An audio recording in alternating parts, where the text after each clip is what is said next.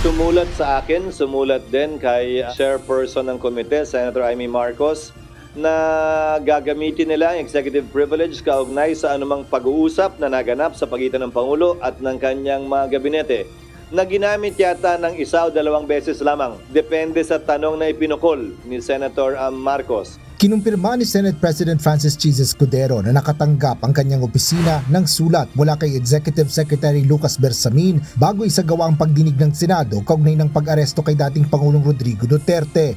Ito ay upang ipaalam ang paggamit nila ng executive privilege laban sa paglalabas ng mga impormasyon mula sa mga napag-usapan sa pagitan ni Pangulong Ferdinand Marcos Jr. at mga miyembro ng kanyang mga gabinete.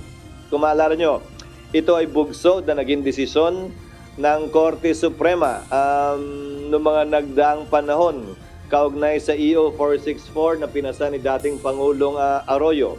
Tutol ako na iakyat sa Korte Suprema yon dahil ayoko mabigyan sana ng pagkakataon ng Korte Suprema na magbaba ng masamang desisyon. Pero pinagpilit yan ng mga kasamahan ko noon at ang resulta nga, kinatigan ng Korte Suprema at naging parte ng batas natin na legal ang executive privilege kaugnay sa anumang pagdinig ng Senado man o ng Kamara. Pero ang posisyon ko kaugnay ng executive privilege, hindi ito pwedeng gamitin bilang isang blanket privilege.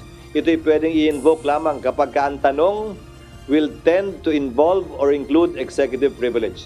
Hindi yan rason para hindi dumalo o mag-attend ng pagdinig. Paliwanag ni Senador Cheese Escudero, hindi na napag-usapan nila Senador Amy Marcos ang tungkol sa naturang sulat mula sa palasyo.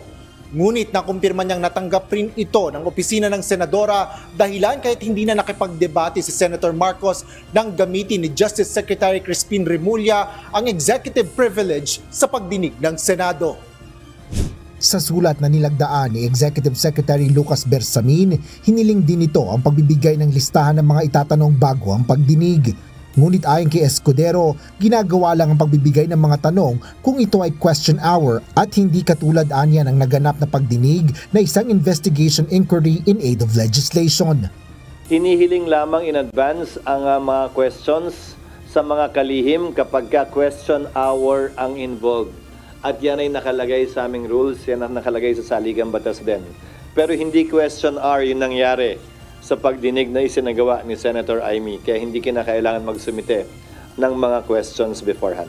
Sinabi rin ni Escudero na hindi na siya sumagot sa sulat dahil hindi naman ito kinakailangan at ito ay pagpapaalam lang ng posisyon ng ehekutibo sa pagsagot sa pagdinig ng Senado. Asher Cadapan Jr., UNTV News and Rescue. Diyos ang aming sandigan, serbisyo publiko ang aming pinahalagahan.